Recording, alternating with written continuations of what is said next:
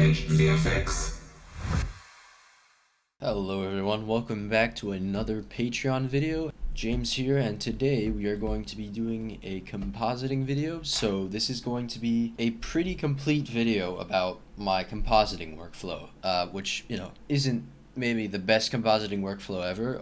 I'm not, the most experienced compositor. This is just stuff that can make your render, really simple stuff that can make your render look 10,000 times better. I don't know why I opened my departure file, but I'll take a good opportunity to show you guys kind of a little bit of my workflow. It involves a lot of lens flares, so lens flares are a pretty important thing to me, but that's the optical flares plugin, which is a paid plugin. If you don't have it, that's okay, because lens flares are not the most important thing in the world.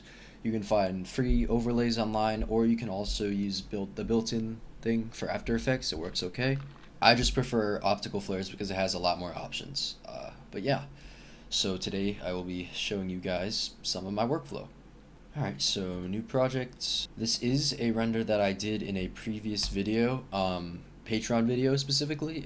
It is the asteroid render I made with the TIE Fighter, and it was rendered out in K-cycles, so there already is chromatic aberration and vignette. There's no film grain, there's not really any lens flares, unless you count that. I guess you could, but anyways, yeah, so today we are going to be looking at gonna be doing some muzzle flash stuff, so I highly recommend you go to the Production Crate website and make a free account.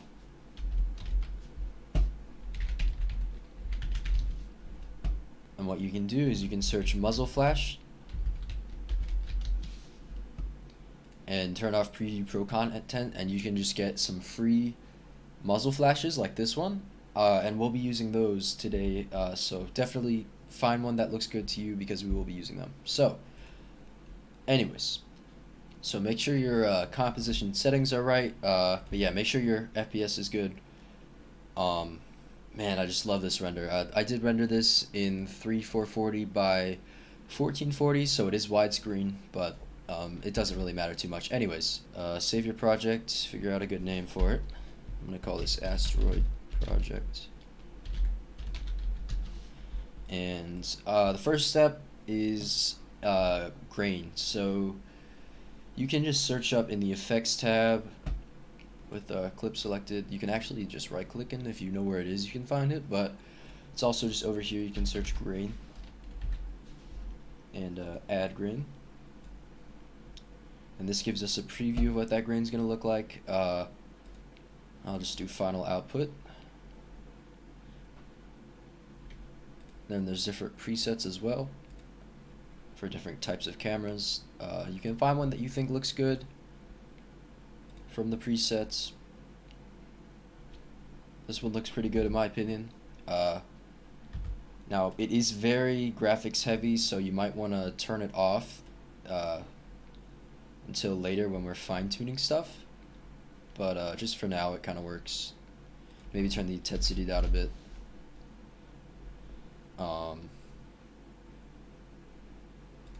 Maybe the size as well.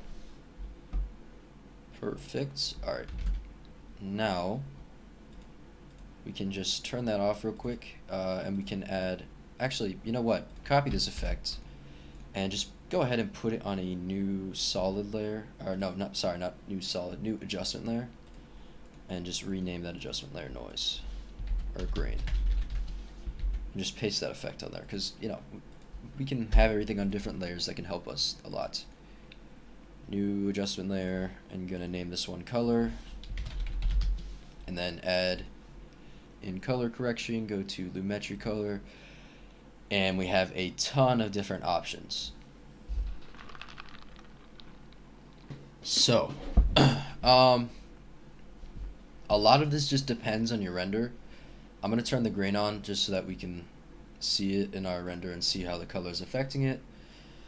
We can make again, it's really just depends on the look you're going for. I like a slightly warmer look with my space renders, but it's personal preference. I mean, that's really what most of this is just personal preference.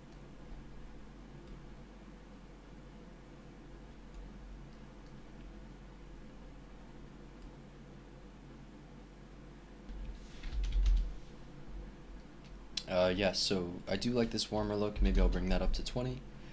And then you can mess with the tint as well. Looks pretty good. Maybe bring that to like -10. Alright. You can also mess with the white and black levels. So if you want a more faded film look, you could, definitely bring those values to what you want.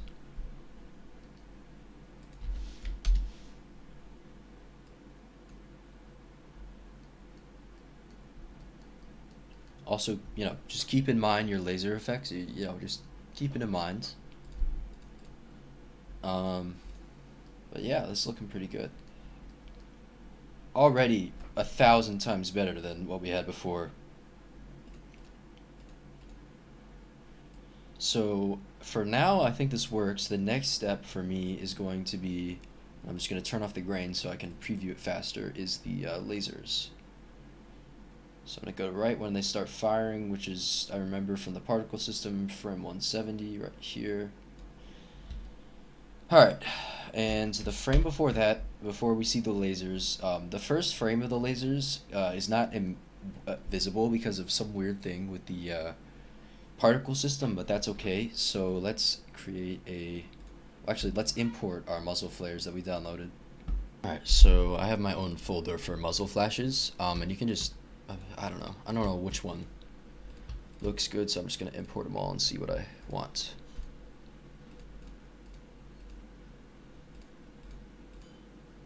I like this one a lot, so I'll add that and bring it to the starting frame that I want.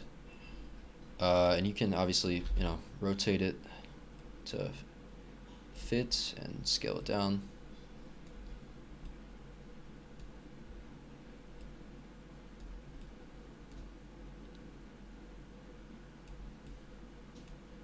You can change this from normal to screen just to remove the black background, and then we can tint this to match the laser color. So just bring a tint effect on there.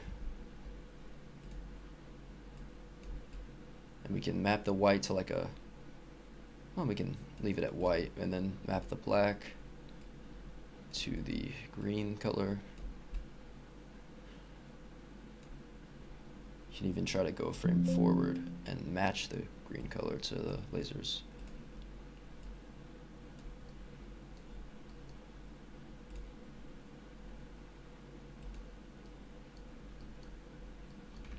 So we go back, we can kind of see that matches pretty well. And then we can shorten this so you can only have it appear for one frame if that's what you want. And that's kind of what I want, so that's what I'll do. Now you can always duplicate this or add another lens flare. I think I might have different variations of the lens flares, so this will appear for a frame.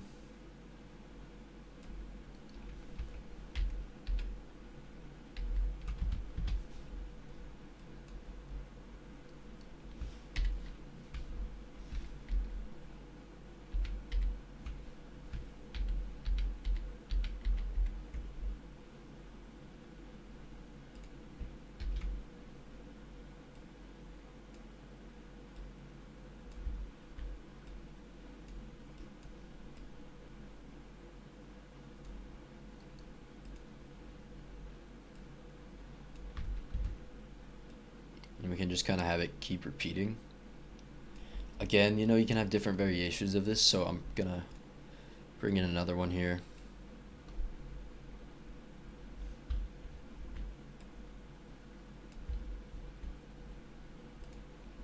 I'm going to just copy and paste the tint effect. And then just scale this down.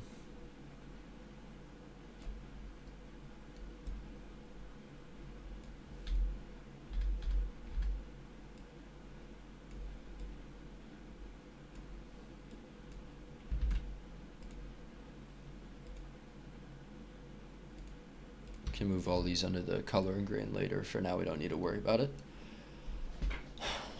And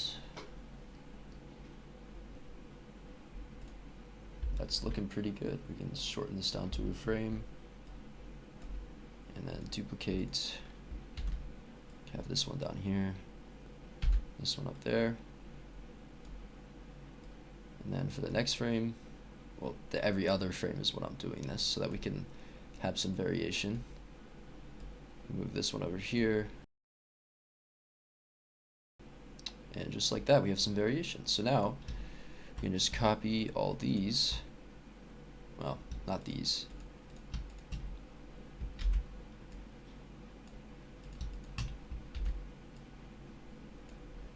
and then we can just keep duplicating these back and forth. And again, we only want it every other frame. So this is tricky to get the timing down, but I'll just time lapse this so you can kind of do it yourself and as you see fit. You also have to adjust the position of each one.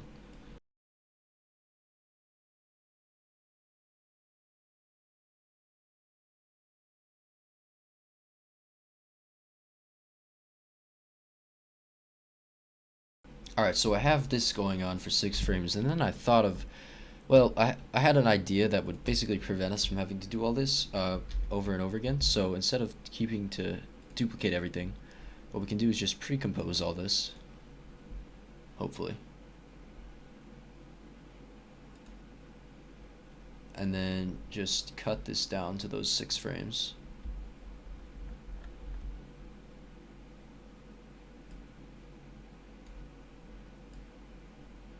And then we can just duplicate this pre-comp and adjust the position. So we won't have full control over all the angles, but I don't think it matters that much.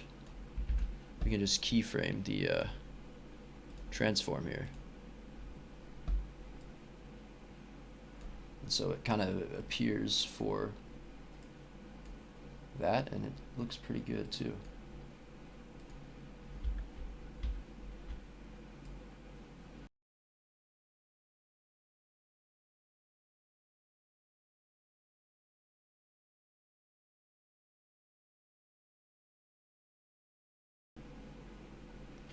Alright, so now we kind of have these firing pretty good, so you can kind of see them like flash at the beginning there, which is pretty cool.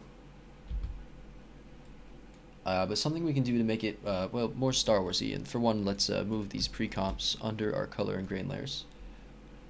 So once we turn the grain on, we can kind of see it blends in a little better.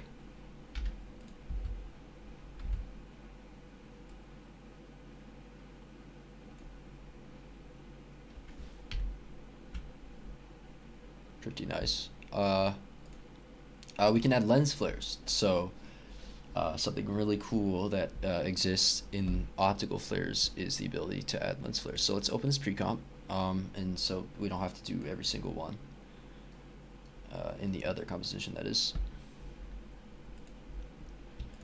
And even pre-comp inside this pre-comp and just call this flashes, and then can make a new solid and call this flare. And then effect optical flares. Again, this is only if you have optical flares. If not, you can use After Effects built-in lens flares. But we can add a new flare, screen, and then find the perfect option. So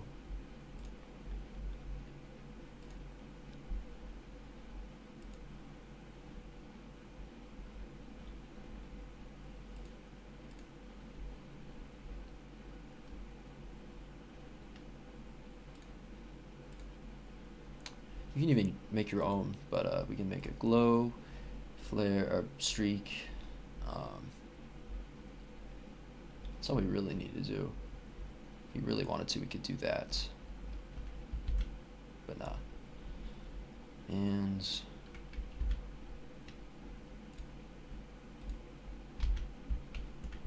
I don't even need that, to be honest. It's pretty good.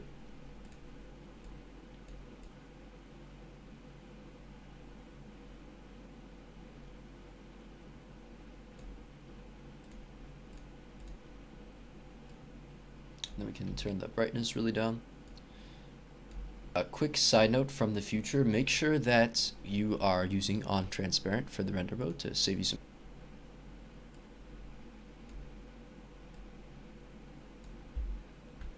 Then we can duplicate it and then just repeat the process until we have it lined up for all of the frames. Alright, so now we have, for all of the frames here, the muzzle flash. We can go back into our comp and just set these pre-comps to screen here, and it doesn't really matter. And now we have a cool flare effect whenever it fires. Looks great. We can adjust the greens on this to match a little better. So with tint, we don't even have to retint it.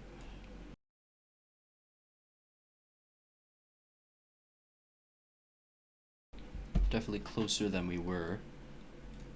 So depending on the look you want, you can just map this to be green. Alright, so now that all that's mapped on transparent, we won't have those issues anymore, which means that our render is pretty much done. We have this cool flare effect. It's very stroby, so you can change the intervals. It's just that that's what worked with my bullets. You can further adjust the color on this if you want. I mean, copy it, paste it over on this.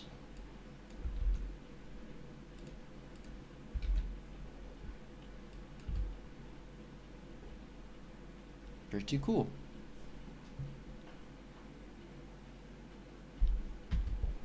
But yeah, that about sums up my workflow for compositing in After Effects. Obviously, you can do more color work or lens work if you want. That's just what I do for my renders. I hope you enjoyed. You can add more vignette if you want. I might do that.